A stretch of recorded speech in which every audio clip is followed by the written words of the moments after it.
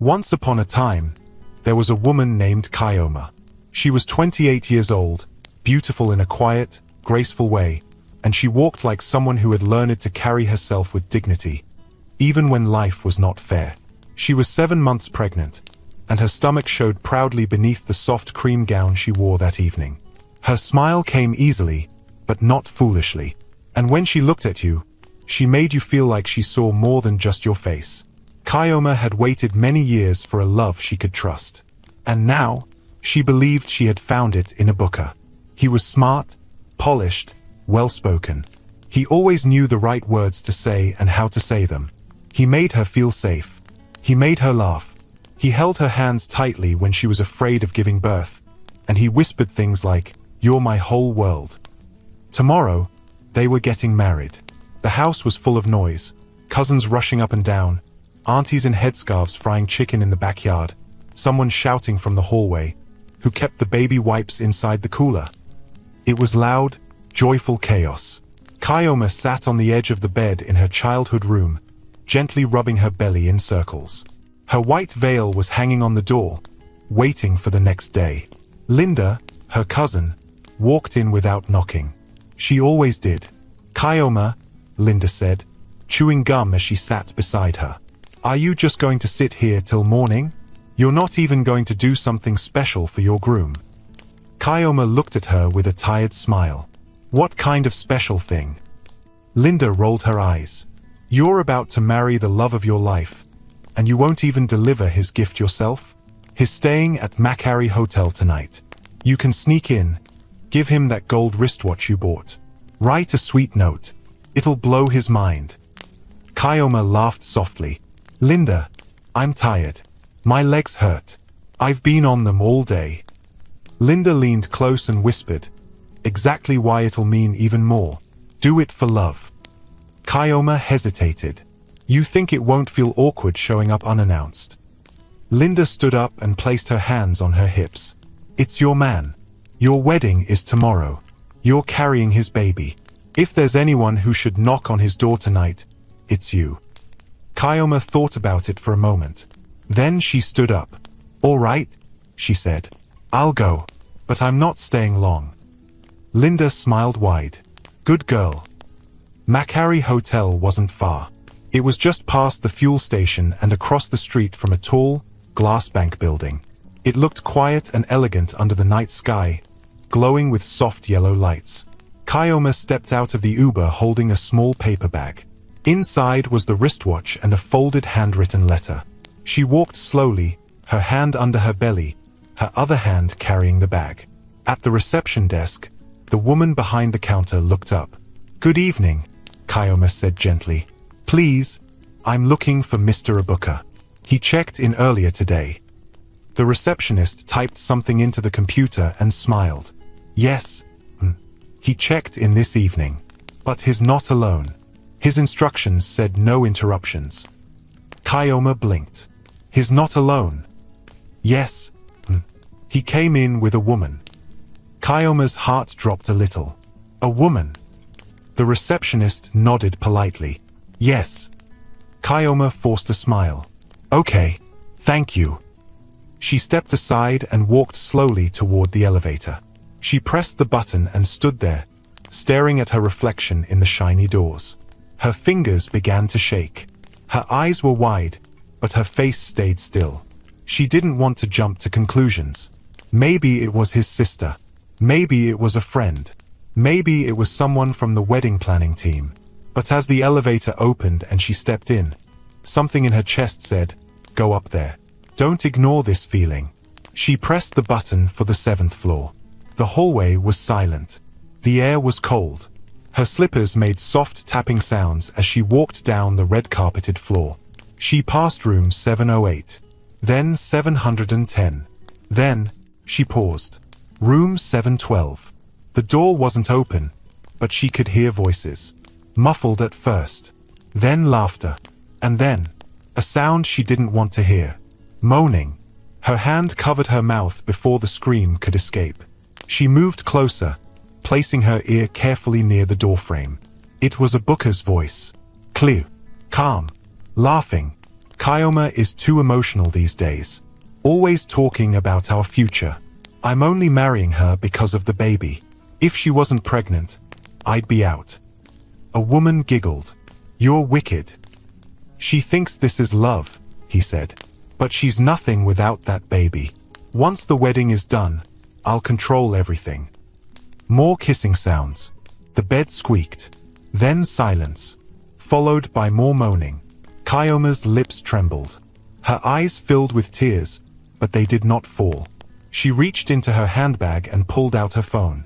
With shaky fingers, she opened the voice recorder and pressed record. She didn't cry. She didn't scream. She stood there, listening, holding her phone steady. She recorded the words, the sounds, the proof. She wanted to vomit, but she held it in. The recording lasted almost 6 minutes. When it stopped, she backed away slowly, almost like a ghost. She walked back to the elevator, still recording the empty hallway as she moved. Her hand touched her belly again. But this time, it wasn't with joy. It was with protection. She would protect her child.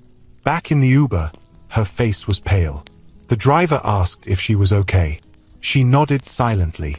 She didn't go back home right away. She asked the driver to stop at a nearby pharmacy. She bought water, tissues, and a new memory card. She copied the recording to it. Then she sent a backup to her email. Then she sat in the car for 5 minutes, breathing. The driver didn't say anything. He just waited. Kyoma finally looked out the window and whispered to herself, I am not the fool you think I am. A booker. Tomorrow, I'll show you. Kyoma didn't sleep that night. She lay on her side, wide awake, staring at the wall in the dark. Her phone sat on the bedside table, still glowing from where she had replayed the recording over and over again. She had heard his voice. She had heard the laughter, the moaning, the lies. There was no mistake. She was 7 months pregnant with the booker's child, and while she was dreaming about forever, he was upstairs in a hotel room with another woman, mocking her, laughing about controlling her life after the wedding. Kyoma didn't cry. Not a single tear dropped from her eyes. The pain was sharp, but it didn't break her. She held her belly gently and whispered to her child in the darkness, I'll protect you. I promise. No one will ever use you to hurt me again. The fan above her head turned slowly. Outside, crickets chirped. Inside, her heart burned. At 5:12 a.m., she stood up from the bed. Her mind was clear. By the time the sun came up, the compound was already busy. Women were peeling yams. The decorator had arrived with ribbons. Aunties argued over seating arrangements. Loud gospel music played on the speaker near the kitchen. Everyone was excited. But Kyoma moved like a shadow through the house. Quiet. Focused. She went into the guest room and shut the door behind her. Then she picked up her phone and dialed a number. The man who answered had a deep, slow voice. Uncle Ikena, she said. Kyoma, is everything okay? No, sir. I need your help. Please don't ask questions. I'll explain everything later, but I want you to pull out your investment from a booker's business. He paused. Pull out? The wedding is tomorrow. I know. That's why I'm asking now, before it's too late. Did he do something? Kyoma's lips tightened. Yes, but I can't talk over the phone. There was silence. Then the voice said softly, I'll take care of it. Are you safe? I am now. Good. I'm proud of you. She ended the call. Then she made the next one. Barrister Funmi, she said as the voice picked up. Good morning, Kyoma. Excited for the big day. Kyoma didn't smile. Barrister, I need you to cancel the marriage license. I want it withdrawn from the registry completely. There was a short pause. Wait, what? I'll pay any extra fee. Just don't let that license be valid tomorrow. Not even for 1 second. Kyoma, is this about a booker? Are you sure? I've never been more sure in my life. The lawyer sighed. All right, I'll call the registrar's office before they open. But Kyoma, please, just do it. I'll send a formal message now. Okay, I'm on it. Kyoma hung up and finally exhaled. She had no ring on her finger yet, and she would make sure she never wore his. By 8 a.m., Linda walked into her room holding 2 plates of jollof rice. "Morning, bride-to-be," she said, acting like nothing happened. "You didn't eat dinner, so I brought you something small." Kyoma looked at her cousin. Really looked at her. Linda was smiling too much. Her voice was too sweet. Her eyes kept darting away, like she couldn't hold Kyoma's gaze for more than a few seconds. "Thank you," Kyoma said, taking the plate without touching it. Linda sat beside her on the bed. "Are you okay? You look tired." "I couldn't sleep." "Oh, it's just nerves. Big day tomorrow, eh?" Kyoma smiled faintly and nodded. "Yes, big day." "I saw your dress hanging on the door," Linda said, grinning. "You'll look like a queen." "I hope so." Linda picked up one of the bangles on the table and wore it. "I wish I was in your shoes. Abuka is a real catch. Handsome, rich, loyal." Kyoma turned her head slowly. "Loyal?" Linda froze, then laughed quickly. "Of course. I mean, he loves you." Kyoma nodded and stood. "Thanks for the food. I need to rest." Linda stood too, brushing her dress. "Sure. Just call me if you need anything. Anything at all." As soon as the door closed behind her, Kyoma locked it. Then she walked to the mirror and looked at her reflection. She touched her hair, her belly, her face. "Tomorrow, I'll show you who you played with," she whispered. Later that afternoon, Abuka called. She let the phone ring twice before picking up. "Baby," his voice came through, smooth and sweet. "How are you?" "I'm fine." "You didn't pick my last call." "I was with family." "Oh, you know I can't wait to see you walk down that aisle tomorrow, right? I couldn't even sleep last night." Kyoma pressed her lips together. "You didn't sleep?" "Not really. I just kept thinking about you and our baby. We're really doing this." "Millimeter." "Yes, we are." He chuckled. "You sound serious. Are you okay?" "I'm just tired.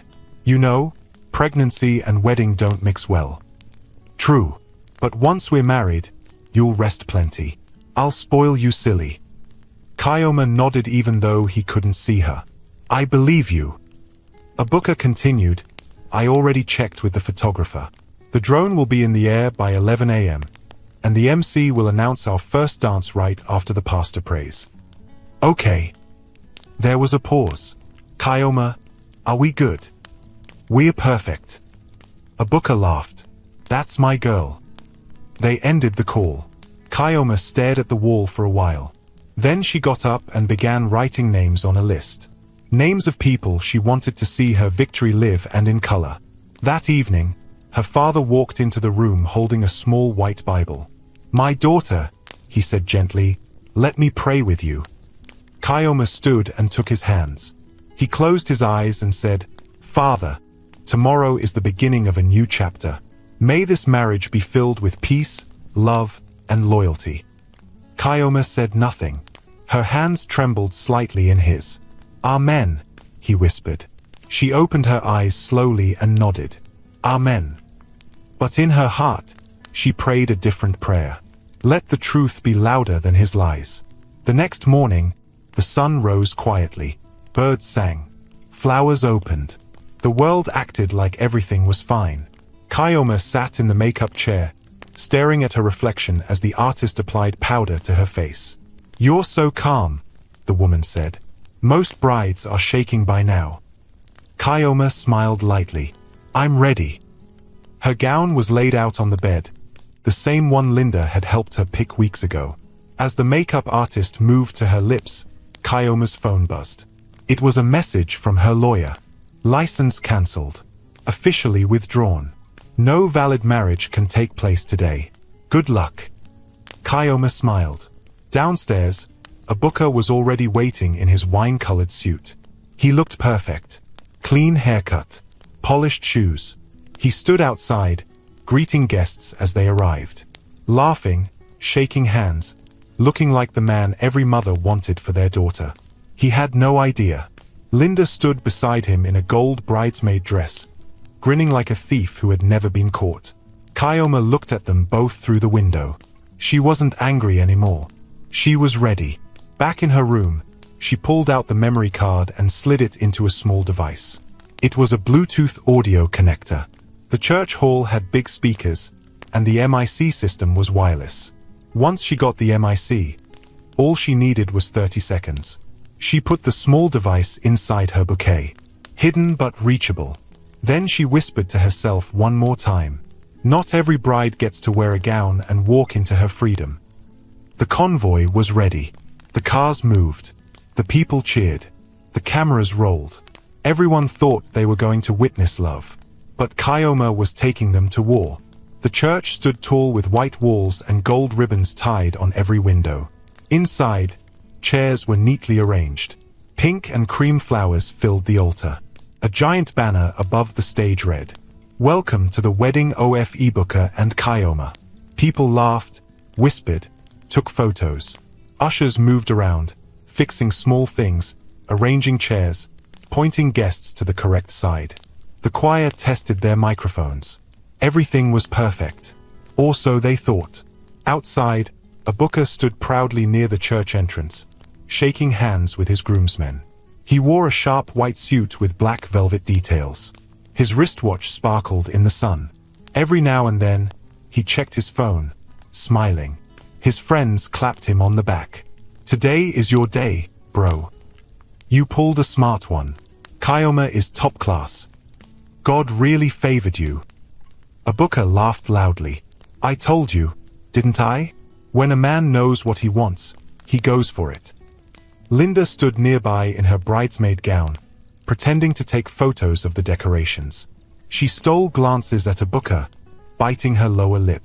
When their eyes met, she quickly looked away and smiled to herself. But inside, she was burning with pride. She thought she had one. She had slept with the groom the night before the wedding, and her cousin Kyoma had no idea. Meanwhile, inside a different car, Kyoma sat still like stone. Her makeup was flawless. Her face glowed. Her veil covered her face softly. Her gown fit her perfectly, white silk that floated like water around her. People were watching from outside as her bridal car pulled into the church compound. Children screamed, "The bride is here!" Phones came out. Guests rushed forward to get a picture. Inside the car, Kyoma stared straight ahead. She did not smile. She did not blink. Her hands rested on her belly, but her fingers were wrapped tightly around the bouquet that held the small device inside. Beside her, her father whispered, "Are you ready, my daughter?" Kyoma turned to him slowly. "Yes, Daddy. I'm ready." The door opened. She stepped out. And just like that, the air changed. Every guest stood to their feet. Heads turned. Some gasped. "Ow! Kyoma looks like a queen. She's so beautiful. God really created this one with extra time." She walked gently, each step deliberate, her face calm but unreadable. The sun touched her skin like it knew she was the main event. As she entered the church, the organ began to play softly. The ushers guided her in. Ibuka's face lit up when he saw her. He couldn't stop smiling. He leaned toward his best man and whispered, "She came. I was starting to think she'd change her mind." The man chuckled. "You're lucky. Not every woman will carry your child and still look this good." As Kyoma walked slowly down the aisle, her eyes locked on Ibuka's. She didn't look left or right. She didn't wave. She didn't smile. Ibuka thought it was nerves. He smiled even wider and whispered, "You look amazing." Kyoma said nothing. She reached the altar. Her father gave her away and kissed her forehead. She took her place beside Ibuka and turned to face Pastor Ben. The pastor smiled at them and raised the microphone. "Good morning, everyone. Today is a special day. A day where love wins. A day where two hearts become one."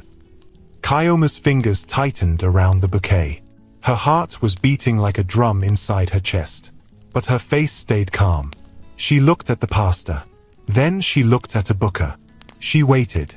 The pastor continued for a few minutes, blessing the couple, talking about unity, love, and trust. Then he looked at a booker. Groom, it's time to say your vows. A booker smiled proudly. He took the microphone. Kyoma, he began. From the first day I met you, I knew you were special. You brought peace into my life. You brought joy. You brought a future. He turned slightly, facing her. You carry our child, and with each day, you carry more of my heart. I promise to love you, protect you, and be your partner in everything. Today, I give you my word. Forever. Everyone clapped. Some people wiped their eyes. Linda watched from the front row with a small grin. She kept glancing at the couple and then down at her phone, secretly recording everything. A booker handed the mic back to the pastor. Now it was Kyoma's turn. The pastor turned to her. Bride, your vows please. Kyoma didn't move. There was a pause. Then she slowly took the microphone. But instead of speaking, she reached down into her bouquet and pressed the button on the small device. It connected. The sound system crackled. A second later, a voice played loudly from the speakers. Kyoma is too emotional these days. Always talking about our future. I'm only marrying her because of the baby. If she wasn't pregnant, I'd be out. A woman giggled. You're wicked. She thinks this is love. But she's nothing without that baby. Once the wedding is done, I'll control everything. More moaning, kissing, laughter, gasps filled the church. People looked around in shock. Is that a booker's voice? Wait, what is happening? Someone stood up. Turn it off. But Kyoma stepped forward. No, she said calmly. Let it finish. A booker's face turned white. He reached for the microphone, but Pastor Ben held him back. Kyoma, the pastor said, what is this? She turned to face the crowd. This, she said softly, is what happened last night. While I was home, praying for this day, this is what my groom was doing. She held up the microphone. That was recorded on the 7th floor of Macquarie Hotel. Room 712. That's where my groom and his real lover spent the night. Gasps turned to murmurs. Phones came out. People began recording. A booker stepped forward, trying to speak. Kyoma, it's not what you think. She turned to him sharply. Not what I think. You mocked me. You said I was nothing without this baby. You laughed with another woman in a hotel room while I lay awake believing in us. A booker reached for her hand. Please, let me explain. She pulled away. Don't touch me. Linda stood now, pale and shaking. She tried to leave the row quietly, but Kyoma's voice rang out. Oh, and before anyone asks who the other woman is, look no further. She pointed at Linda. Meet my cousin, maid of honor, bridesmaid, and the woman my groom slept with last night. The church exploded. Women screamed. One woman fainted. A booker froze. Linda covered her face and sat back down. Pastor Ben looked like he couldn't breathe. Kyoma removed the veil from her face. She lifted her head and looked out at the guests. I came here today to marry a man I thought loved me. But instead, I found out the truth just in time. She took off her engagement ring and dropped it on the floor. I won't cry today. I won't run. I will walk out of here, head held high, and raise this child in peace. Alone. She stepped off the altar. People stood to their feet, shocked, unsure what to do. A booker stood frozen in place, his mouth open but no words coming out. Kyoma turned to the choir. You may start singing now, but not for a wedding.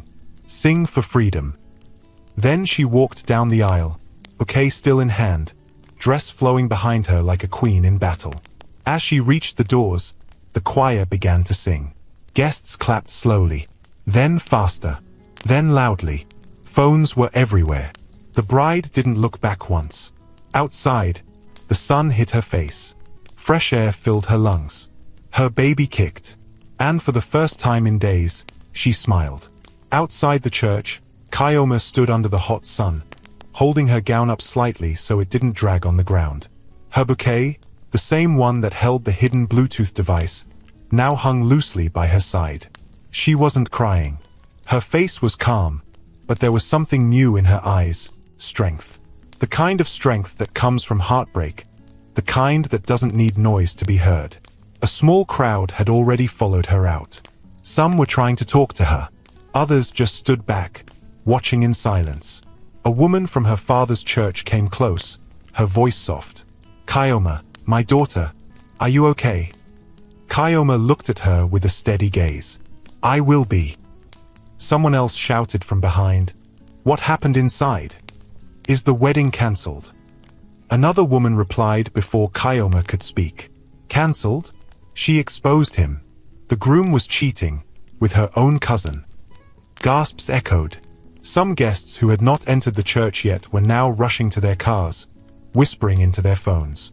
Inside the church, the atmosphere had turned cold. No music, no joy, just shame and confusion. Abuka was still standing at the altar, his hands shaking, his mouth moving but no words coming out. His mother, Mrs. Mardu, ran to him from her seat. "Abuka, what is this nonsense? Is it true? Tell me it's a lie." Abuka looked at her with wide eyes. "Mummy, I don't know what she's talking about." She slapped his shoulder. "You don't know? We all heard the recording. Your voice, your wicked laugh. Are you mad? You disgrace this family." "Mummy, please." She shouted over him. "You brought shame to this church, to this family, with a pregnant bride, and your cousin-in-law." Abuka rubbed his face. "I didn't mean for this to happen. I thought I could fix it before the wedding." Pastor Ben sat down quietly, still holding the Bible, his head bowed. It was the first time in 20 years of officiating weddings that he had seen a bride take down her own groom on the altar. One of the elders walked up to him slowly. "Pastor, what do we do?" Pastor Ben lifted his head. "We pray." At the same time, Linda tried to sneak out through the side entrance. She kept her head down, holding the edge of her gown, her hands shaking. She had lost all color in her face. But just before she reached the door, two women blocked her path. "You're going nowhere," one of them said. "After what you did, you still have the nerve to walk away like nothing happened," the other added. Linda looked around helplessly. "Please, let me go. I didn't mean." "You didn't mean what?" "To sleep with your cousin's fiancé the night before her wedding." Linda's eyes filled with tears. "It was a mistake." The first woman laughed bitterly. A mistake that lasted all night in room 712. Linda tried to push past them, but more people had surrounded her now. Some were shouting. Others were recording. She knew she couldn't escape. Meanwhile, outside, Kyoma's father came up behind her and placed his hand gently on her shoulder. "My daughter," he said. "Let's go home." Kyoma turned to him slowly. "I'm not done yet." He looked confused. "But what else is left? You've said everything. You've already walked out." Kyoma's eyes didn't blink. "There's one more thing." She turned around and began walking back toward the church. Her father followed. "Kyoma, are you sure?" "I'm sure," she said quietly. As she reached the door, the crowd stepped aside. Even those who didn't know what was going on moved away to make space for her. Her gown flowed behind her like a storm returning. She stepped back into the church. The silence was loud. Abuka saw her and took a step forward. "Kyoma, please. I know what I did was wrong. But don't walk away like this. We can fix this." Kyoma didn't stop walking until she was back at the altar. She looked straight at Pastor Ben. "Sir, may I speak one last time?" He nodded slowly and gave her the mic again. Kyoma turned to the guests. "I want to say something not just for me, but for every woman who has ever been lied to. For every woman who carried a man's child while he carried secrets. For every woman who trusted love and was paid with betrayal." She turned to Abuka. "I gave you everything. My heart, my time, my body, and now, my child.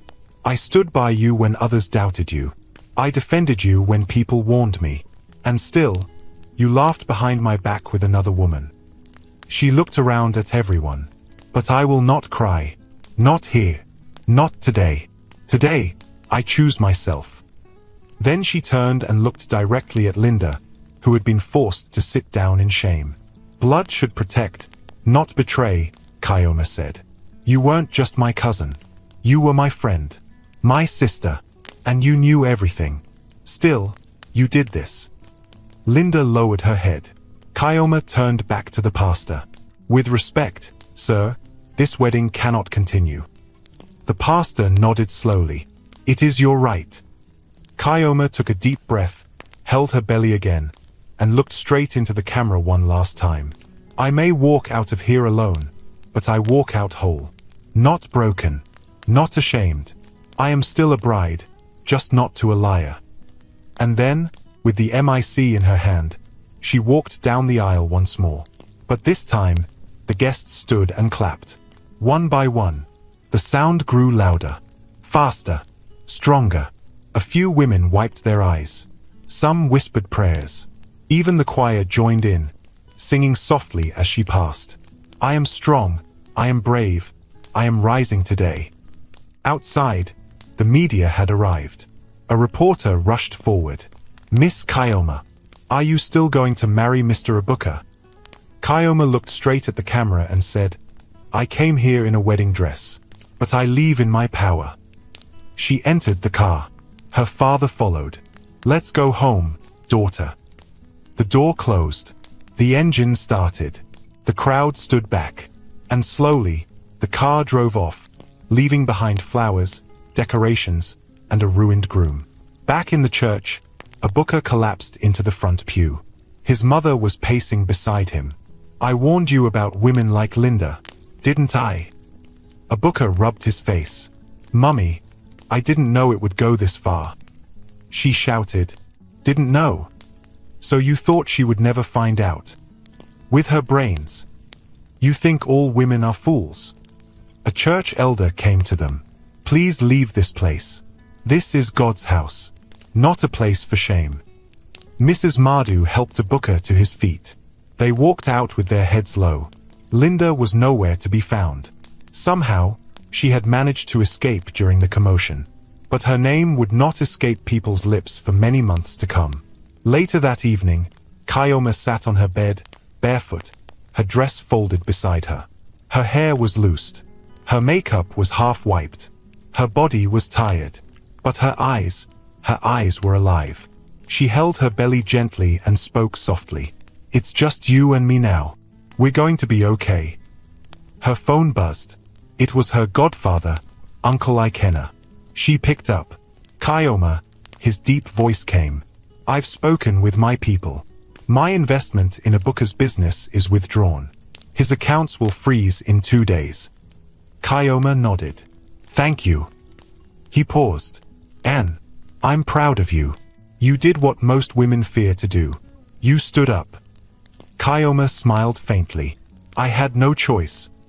No, he said. You had a choice. And you chose yourself. She ended the call.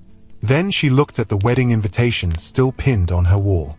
She took it down slowly and dropped it in the trash. The next morning, Kyoma opened her eyes slowly. For a second, the room felt strange. Quiet. Still. No decorators rushing around. No aunties shouting from the backyard. No loud gospel music. Just silence. She sat up in bed and rubbed her stomach gently. Her baby kicked once, like a reminder that she wasn't alone. Her gown from the day before was hanging quietly by the door, no longer glowing. The bouquet had already been taken apart and thrown in the trash. Her veil lay crumpled on the chair. She had walked out of her wedding yesterday. And today, the world would know. Kyoma picked up her phone. 10 missed calls from Ibuka. 14 from Linda. Messages were pouring in non-stop. She opened Instagram. Her name was trending. #Kyoma the Brave. #Room 712. #The Altar Bombshell. Someone had posted a video of her speech at the church, and it had already crossed over 200,000 views. She didn't know whether to laugh or cry, but she felt one thing clearly: peace. In a hotel across town, a booker sat on the edge of a hotel bed, his head in his hands. His eyes were red and swollen. He hadn't slept. His phone buzzed again. Another call from his lawyer. He ignored it. Then came a message. Your investor has officially withdrawn all funds. Your company's accounts are frozen. We need to meet now. A booker groaned. How did everything fall apart in one day? He whispered to himself. His business was in trouble. His wedding was ruined. His reputation was burnt to ashes. And Linda had stopped answering his calls since last night. He stood up and paced around the room. He wanted to scream. Later that afternoon, he finally gathered courage and called Kyoma again. This time, she picked. Hello, her voice came, calm. Kyoma, he said, sounding tired. Please, can we talk? There's nothing to talk about. I know I hurt you. I know I destroyed everything. But please, I didn't plan any of this to happen. You're right, she said quietly. You didn't plan for it to come out. You planned to lie. To use me. To take everything. I swear, Kyoma, I never meant to use you. Then why did you say it? Why did you laugh about me with another woman the night before our wedding? I was drunk. I was confused. I was stressed. Save it. There was silence. Then Kyoma continued, I carried your child. I trusted you with my life. And you gave your body to my cousin. You planned a future where you controlled me like property. I was scared, okay? He said, his voice cracking. I didn't feel ready for marriage. I didn't know how to say it. I thought, maybe if we just went through with it, I'd grow into it. You should have told me, not betray me. Please, Kyoma.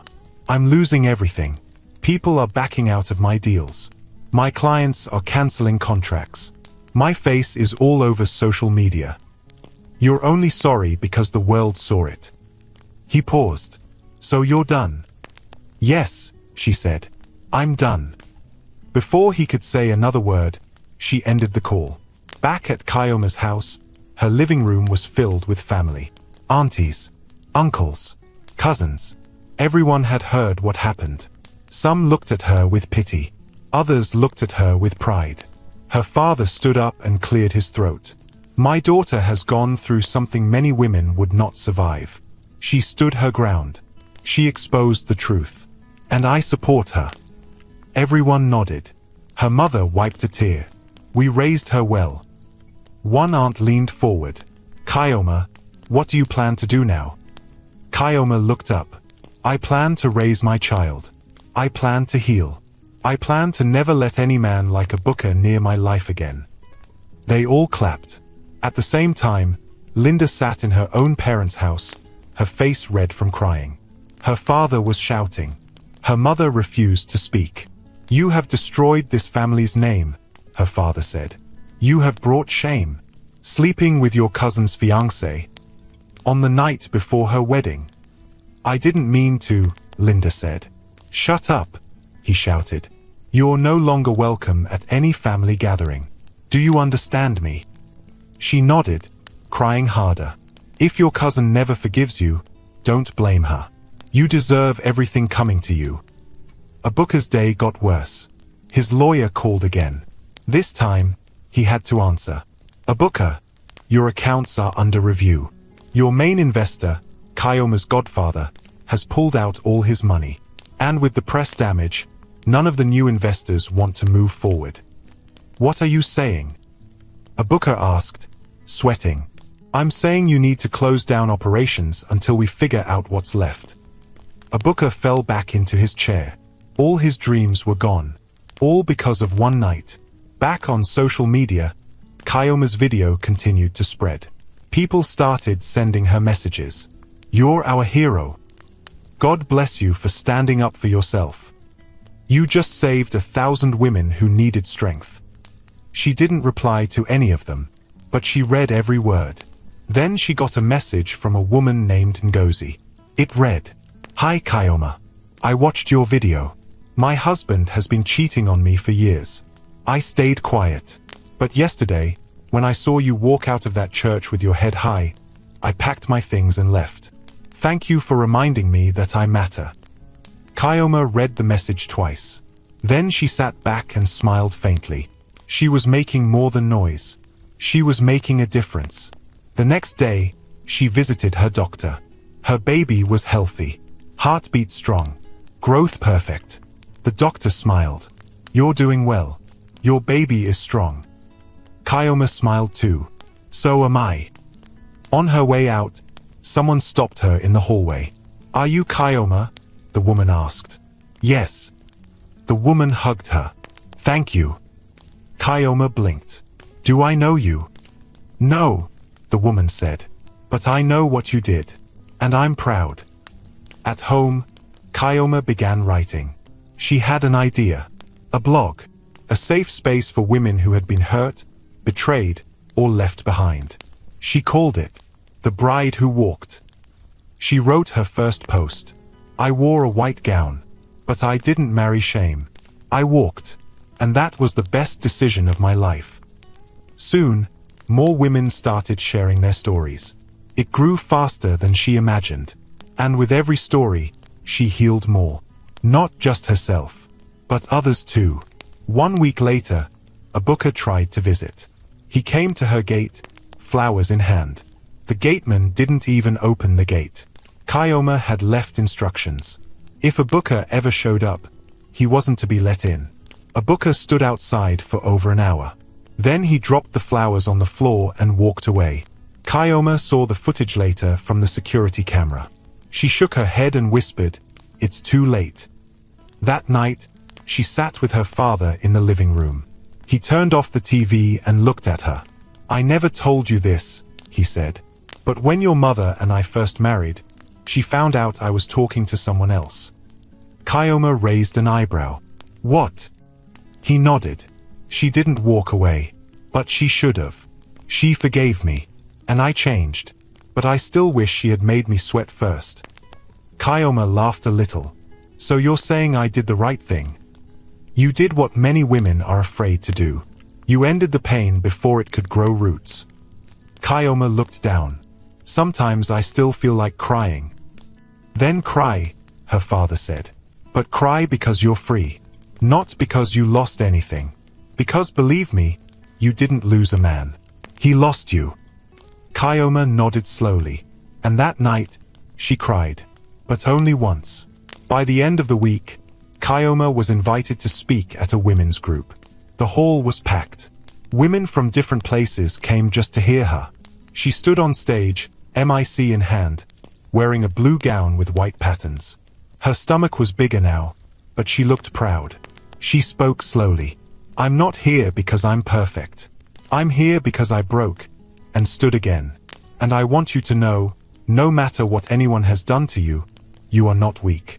You are not small. You are not shame." The women clapped. She continued, "The white gown doesn't make you a bride. Your dignity does. And if the man standing beside you doesn't honor you, walk." More claps. Some women cried. Kyoma stepped off the stage with applause following her like a song. In a small bar that same evening, a booker sat alone at a table, staring at his drink. His phone buzzed again. A news site had posted a new article. Kyoma launches foundation to support betrayed pregnant women. The title made him feel sick. He dropped his phone. Someone at the next table whispered, "Isn't that the guy from room 712? A booker got up and walked out. The door closed behind him. 3 days after Kyoma's wedding crash, the internet hadn't stopped talking. News blogs, gossip pages, and even radio shows were all carrying the story. Pregnant bride walks out of wedding after playing secret hotel recording. Room 712, the tape that broke the altar. Kyoma trends as a symbol of strength for African women. Everywhere Kyoma went, people pointed at her, whispered, or tried to say hello. Some offered hugs. Some handed her letters of encouragement. She wasn't just the girl who walked away from the altar anymore. She was becoming a name. But Kyoma wasn't looking for fame. She was looking for healing. She didn't care about becoming famous. All she wanted was peace, for herself and her unborn child. She had cut her phone off for a day to rest her mind. When she turned it back on, her inbox had over 400 unread messages. Some from strangers, some from journalists, some even from churches asking her to come and share testimony. But the message that caught her eye was from a woman named Ada. It read, "You don't know me, but you saved me. I was in an abusive marriage, afraid to leave because of shame. But after I watched your video, I left with my child. You gave me courage. Thank you." Kyoma held the phone close to her chest and sat still for a while. Then she whispered, "Maybe that's why it happened." That morning, she sat in the garden behind her house, watching birds hop around on the ground. Her mother came outside with a tray of hot tea and bread. "Mama," Kyoma said gently, "you don't have to bring me food every time." "I know," Mama replied, placing the tray down, "but it gives me joy to feed you. And you need your strength now, more than ever." Kyoma took the cup of tea. "Thank you." They sat quietly for a while. Then Memar asked, "Have you spoken to Abuka since?" "No," Kyoma said. "I blocked his number." "Good." Kyoma raised her eyebrows. "You really think so?" Her mother nodded. "I forgave your father once for cheating. It nearly destroyed me. I smiled in front of people, but I was dying inside. I stayed for the sake of appearances. I won't let my daughter do the same." Kyoma looked down. "It still hurts, Mama." "It will. For a while," Mama said softly. "But the pain will go. Just like labor pain. It feels like death, but after the child is born, joy returns." Kyoma smiled a little. "I hope so." Later that day, Kyoma received a call from an unknown number. She almost didn't pick, but something made her answer. "Hello." The voice on the line was calm. "Good afternoon, Kyoma. My name is Mrs. Ifeinwa. I run the Grace Women's Center." "Good afternoon," Kyoma said politely. "I watched your video," the woman continued, "and I've followed what you've done since. We'd love to invite you to speak to a group of young women. They've been through betrayal, abuse, heartbreak. They need someone like you." Kyoma hesitated. "I'm not a speaker," she said. "You are now," the woman replied gently. Kyoma thought for a moment. "Okay, I'll come." The next Saturday, Kyoma stood inside a small hall with plastic chairs and standing fans. About 25 women were seated, some old, some young. A few had babies in their laps. Kyoma wore a simple blue gown. Her baby bump was showing clearly now. She held the microphone slowly and looked around the room. "I'm not here to talk like a celebrity," she began. "I'm just a woman who almost gave her whole life to the wrong person." The room was silent. She continued, "I believed love was enough. I believed loyalty was enough. But I forgot to believe in myself." The women listened closely. "I wore the dress. I walked the aisle. But I walked out, because peace is better than a fake marriage." A few people nodded. "I'm not ashamed of walking away. I'm proud. Because sometimes, the strongest thing you can do is say no." When she finished, the women clapped. Some had tears in their eyes. A few rushed forward to hug her. One woman said, "I haven't smiled in 2 months. You just reminded me that I'm still alive." Another whispered, "I wish I had your courage 10 years ago." That day, Kyoma didn't just speak. She connected. She healed a part of herself she didn't know needed healing. Back at home, her father watched a video of the event on his phone. "Haim," he muttered to himself. "My daughter is becoming a public figure." His friend, Mr. Emeka, sat beside him. "She deserves it. She did what no one expected. She exposed that boy and walked out with dignity." "True," her father nodded. "But I hope it doesn't become too much." Mr. Emeka asked, "Has Abuka tried to come again?" "No," the father said. "And if he does, I'll be waiting at the gate myself." They both laughed. Meanwhile, Abuka sat in a dark office, flipping through papers. His assistant had quit 2 days earlier. His lawyer was avoiding him. Most of his staff had already packed up and left. His once bright company was now empty. A knock came at the door. "Come in," he said. A man walked in. "Sir, they've taken the delivery van." A booker looked up slowly. "Which van?" "The Toyota. The company we leased it from sent people to collect it." A booker nodded. "Okay." The man turned to leave but paused. "Sir, can I be honest?" A booker looked up. The man spoke quietly. "You ruined everything. We were building something good. Then you let your ego destroy it." A booker didn't reply. The man left. A booker sat there alone, the walls around him closing in slowly. In another corner of town, Linda sat in her room, scrolling through comments on her Instagram page. "Homewrecker. Disgrace to women. You deserve every bit of this." She had turned off comments, but the messages kept coming. She hadn't gone outside since the wedding. Her family refused to let her attend gatherings. Her mother hadn't spoken to her in a week. She tried calling a booker again. No answer. She left a message. "A booker, I'm suffering too. Everyone is blaming me. You said we'd figure things out. Please call me." She dropped the phone and cried into her pillow. But no one came. Kyoma, on the other hand, had begun writing. Not just blogs anymore, but full letters to women who messaged her. She printed them, signed them, and mailed them. One by one. Her blog, The Bride Who Walked, now had over 20,000 followers. She shared simple stories, real stories, and women replied with theirs. One day, she got a message from a 17-year-old girl named Peace. "My uncle has been abusing me for months. I was afraid to speak out. But after reading your story, I told my aunt. She took me away. Thank you for giving me the push." Kyoma wiped her eyes. She knew now that what had broken her was now helping others heal. And that was bigger than anything she had lost. One evening, she stood in front of a mirror, rubbing coconut oil on her belly. Her best friend, Uju, was on a video call. "So you're really not going to date again?" Uju asked. Kyoma laughed. "I didn't say that. I'm just saying I'm not looking." "Well, the way these men are moving online, they're looking for you." "Let them keep looking," Kyoma said. "I'm focusing on me. On this baby. On my peace." Uju smiled. "You're glowing, girl." Kyoma smiled too. "It's the peace." That night, she went to bed early. But before closing her eyes, she whispered to her unborn child, "I want you to know, you were never a mistake. You are the best thing that came from the worst moment. I will protect you, and I'll show you what it means to be strong." The room was quiet.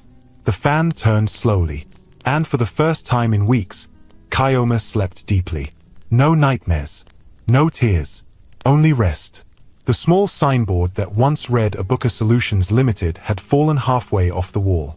The office windows were dusty.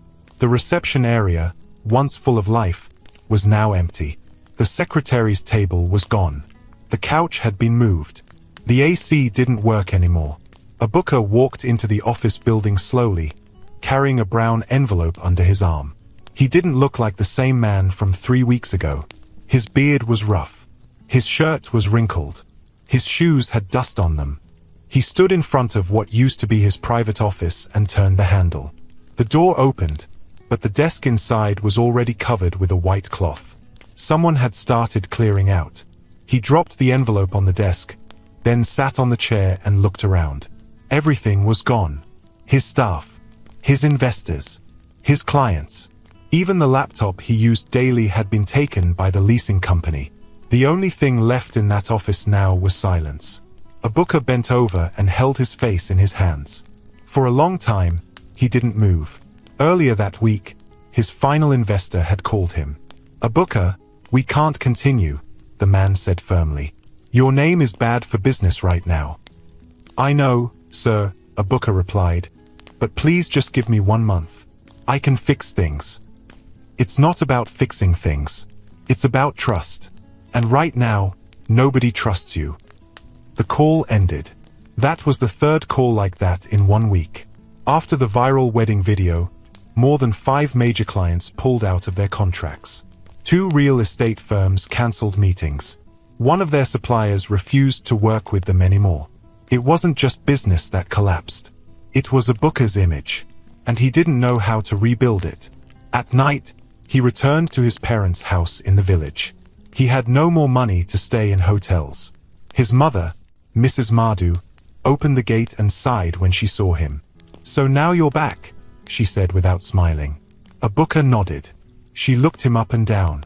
I told you women like Linda would ruin you. But you thought you were smart." A booker entered the house quietly. "Mama, please. I'm tired." "I'm tired too," she shouted.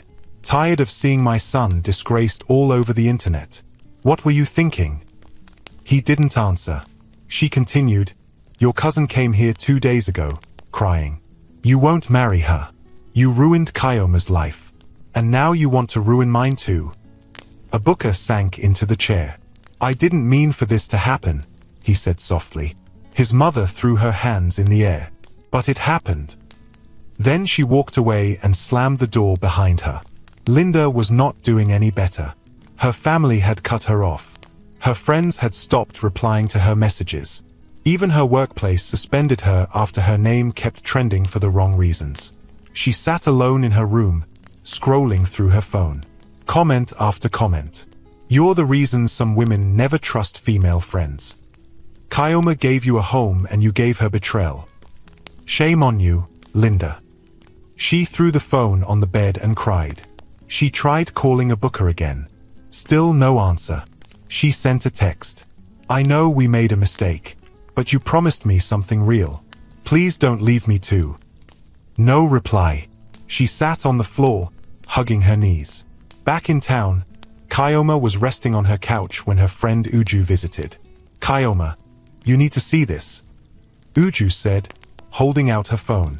Kayoma looked up. "What?" Uju showed her a news post. A booker's company closes doors after weeks of scandal. Kayoma took the phone and read the article slowly. She handed it back. "I'm not surprised." Uju sat down beside her. "People are saying you destroyed him." Kayoma turned her head. "I didn't destroy him. He destroyed himself." "True," Uju nodded. "But still, it must feel strange." Kayoma looked at her belly. "It feels like justice." They both sat in silence for a while. Then Uju smiled. "You know, some men have been asking me if you're single." Kayoma laughed softly. "Tell them to rest. I'm still healing." "Fair enough," Uju said. "But they're serious, oh. One of them said he'd wait until after you give birth." Kayoma smiled again but said nothing.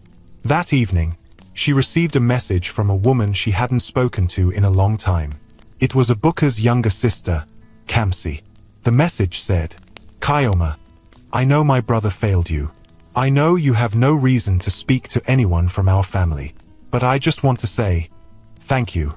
You did the right thing, and I wish you peace." Kayoma stared at the message for a while. Then she replied, "Thank you, Kamsi. That means a lot." The next day, Kayoma sat in a cafe with a woman named Auntie Neka. She was a popular women's rights advocate and had been following Kayoma's journey online. "Kayoma," she said, stirring her tea, "do you know what you've started?" Kayoma smiled a little. "No, I just did what I had to do." "You started a movement," Auntie Neka said. "You gave women a new way to see themselves. Not as victims, but as voices." Kayoma lowered her eyes. "It still feels strange." "It should," Auntie Neka said. "Change always feels strange, but it's needed." They talked for an hour, and before leaving, the woman said, "If you ever want to work with us, speak for us, fight with us, you have a place." Kayoma nodded. "Thank you. I'll think about it." 2 nights later, a booker stood outside Kayoma's house. He had nothing in his hands. No flowers. No gift. Just himself. He looked thinner. His eyes were dull. He knocked gently on the gate. The gateman opened and frowned. "Who are you?" "Tell her it's Abuka." The man narrowed his eyes. "She left strict orders. If you ever show up, I shouldn't open the gate." "Please," Abuka said, "just tell her I'm outside. For the last time." The gateman closed the gate and walked away. Inside the house, Kayoma was folding baby clothes when the gateman came in. "Madam," he said, "that man is here again. The one from the wedding." She paused. "Abuka?" "Yes, madam. He says he wants to talk. Just once." Kayoma looked down. She stood still for a full minute. Then she said, "Let him in." Abuka entered slowly, removing his shoes at the door. He stood in the living room, unsure if he should sit or stand. Kayoma walked in calmly, holding a small cup of water. She sat down. "What do you want?" Abuka cleared his throat. "I just came to say sorry. In person. No begging. No stories. Just sorry." Kayoma looked at him. He continued, "You didn't deserve what I did. Not one bit. And if I could go back, I'd undo it. But I can't. So I just wanted to say it. To your face." Kayoma nodded slowly. "Thank you." Abuka stood there for a few more seconds. Then he turned to leave. As he reached the door, Kayoma spoke again. "Abuka." He stopped. "I forgave you a long time ago," she said. "Not for you, but for me." He looked at her. "Thank you." Then he left. And that was the last time she ever saw him. 2 months passed. The wedding that never happened had faded from the news. Other stories had taken over the internet. But Kayoma's name still lived in the hearts of many. She was no longer called the bride who was betrayed. Now, they called her the woman who chose herself. Her blog, The Bride Who Walked, had grown into a real organization. With the help of her godfather and a few kind-hearted supporters, she opened a small office in town. A clean space with white walls, 3 chairs, and a banner on the wall that read, "You are not weak. You are walking away from what was never yours." She wasn't doing it for attention. She was doing it because something inside her had changed forever. Every week, she sat with women who came in quietly, their eyes filled with pain. She listened. She shared her story when it helped. She cried with them when the silence became too heavy. And in every single one of them, she saw herself. One afternoon, a young girl came into the office. She wore slippers too big for her feet and held a baby that looked less than 1 year old. Her face was dry. Her hair was rough. Kayoma stood and smiled warmly. "You're welcome, my dear. Sit." The girl didn't speak for a few seconds. Then she said, "I don't know where to go."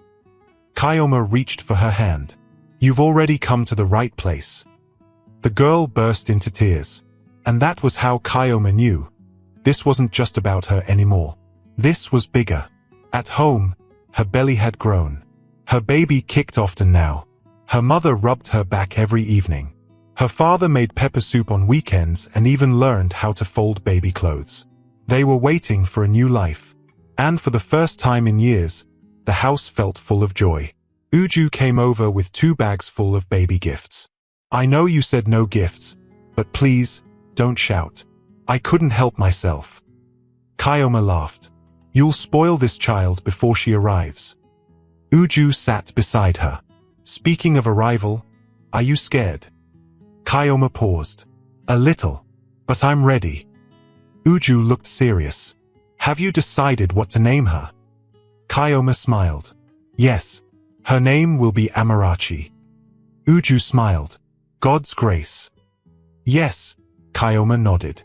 "Because that's what she is." The night labor began. It was raining heavily. Kayoma was in her room, folding towels, when a sharp pain pulled her forward. She grabbed the chair beside her and breathed hard. Her mother rushed in. "It's time." Kayoma nodded. "Call the driver. We have to go." Within minutes, they were in the car, speeding toward the hospital. Her father sat beside her, holding her hand tightly. "You're strong. Just breathe."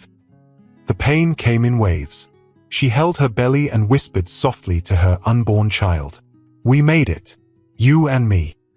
At the hospital, the nurses rushed her into the delivery room. The lights were bright. The bed felt cold. But her heart was steady.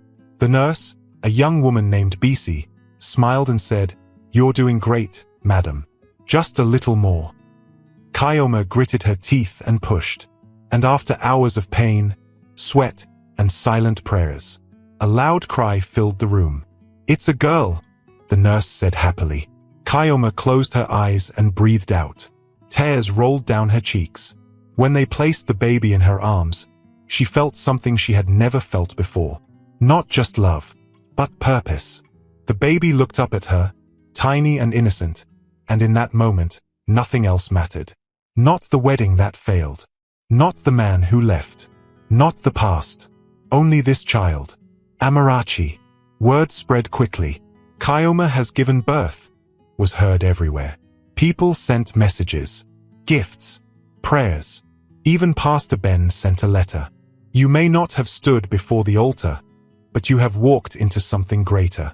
May God bless you and your daughter." Kyoma read the letter and smiled. 1 week later, while nursing her baby under a tree in their compound, her father brought a newspaper to her. "Your story made front page again." Kyoma looked at the paper. The headline read, "From Broken Bride to Bold Mother, the story of Kyoma and baby Amarachi." She laughed. "They'll soon get tired." Her father smiled. "Not when they're watching a queen rise." As the weeks passed, Kyoma continued her work. She went back to the office with Amarachi in a small carrier. Everyone who visited wanted to hold the baby. But Kyoma made it clear, you can hold her if your hands are clean and your heart is kind. She started writing again. Her new book was titled, The Vows I Kept for Myself. It became a small bestseller within its first week online. Then one day, she was invited to speak at a university conference. She stood on stage, Amarachi asleep on her chest. The hall was full. Students, lecturers, mothers, even a few fathers. She held the mic and looked at the crowd. "My name is Kyoma. I was supposed to be someone's wife, but I chose to be something better, myself." The audience clapped. "I was pregnant, in love, and blind. But I saw the truth in time. And I walked away. That walk changed my life." She paused, holding the mic close. Walking away doesn't make you weak. It means you understand your worth. Never be afraid to walk when you're not respected where you stand. The hall stood. Everyone clapped. Some shouted her name. Some cried. Meanwhile, far away, a booker watched the video on his phone. He sat on a plastic chair in a one-room apartment. No more office. No more car. No more attention. Just regret. He paused the video halfway and looked out the window. He knew he had lost more than just a wedding. He had lost the kind of woman people write books about. And this time, no amount of begging would bring her back. At night, Kyoma lay in bed beside Amarachi, who was now 3 months old. She watched her baby sleep peacefully and smiled. She picked up her phone and opened her blog. The newest message read, "Dear Kyoma, I was about to end my life last month, but your story gave me something to live for. Thank you." She placed the phone down slowly, wiped her eyes, and whispered, "Thank you, God." Then she kissed her daughter on the forehead and said, "You saved me, my child. Now I will spend my life saving others." The moonlight touched the room softly. A new chapter had begun. And this time, it wasn't about weddings. It was about becoming whole.